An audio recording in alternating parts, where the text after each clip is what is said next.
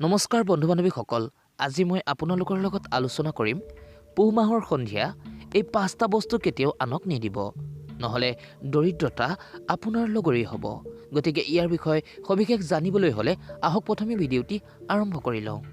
বন্ধুসকল, এই পুহ মাহটি হৈছে মা লক্ষ্মীৰ মাহ, কাৰণ এই মাহটিতেই প্ৰত্যেকে ঘৰলৈ মা লক্ষ্মীক আহ্বান কৰে। গ্ৰাম্য অঞ্চলসমূহত পকা ধান অৰ্থাৎ মা লক্ষ্মীয়ে ভৰপূৰ হয় প্ৰত্যেকৰ ঘৰে ঘৰে।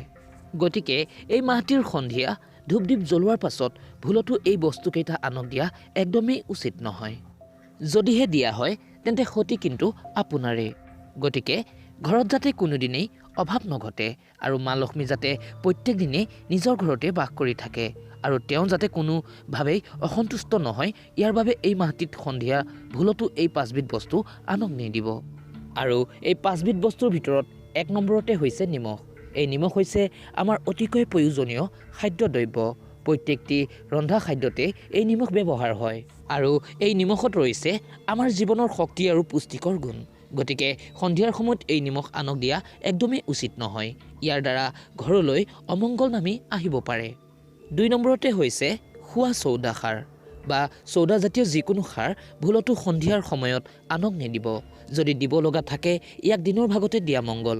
কোৱা হয় যে এই পুহ মাহৰ সন্ধিয়া যদি ধূপ দ্বীপ জ্বলোৱাৰ পাছত এই বস্তু আনক দিয়া হয় তেন্তে নিজৰ গৃহলক্ষ্মীও লগতে আনৰ গৃহলৈ চলি যায়।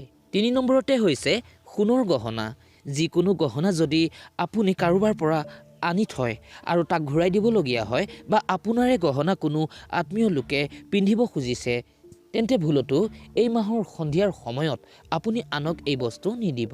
ইয়াৰ ফলত দৰিদ্ৰতা নামি আহিব পাৰে আপোনাৰ জীৱনলৈ। 4 নম্বৰতে হৈছে ঝাৰু। ঝাৰু হৈছে লক্ষ্মীৰ প্ৰতীক আৰু এই কথা সকলোৱে জানে যে ঝাৰুত লক্ষ্মী দেৱীয়ে বাস কৰে, কাৰণ এই ঝাৰু দি আমি ঘৰ দুৱাৰ পৰিষ্কাৰ কৰোঁ আৰু ঘৰ দুৱাৰ পৰিষ্কাৰ কৰাৰ ফলত ঘৰৰ পৰা অলক্ষ্মীয়ে বিদায় লয় আৰু মা লক্ষ্মীয়ে ঘৰলৈ প্ৰৱেশ কৰে। গতিকে এই পুহ মাহৰ সন্ধিয়া ভুলতো আনক ঝাৰু নিদিব, নহ'লে দুৰ্ভাগ্য নামি আহিব পাৰে।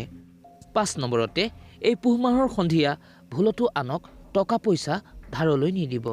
যদিহে দিবলগীয়া থাকে তেন্তে সূৰ্য অস্ত যোৱাৰ আগমুহূৰ্ততে দিয়া উচিত, নহ'লে নিজৰ গৃহলক্ষ্মীও আনৰ ঘৰলৈ গুচি যাব পাৰে।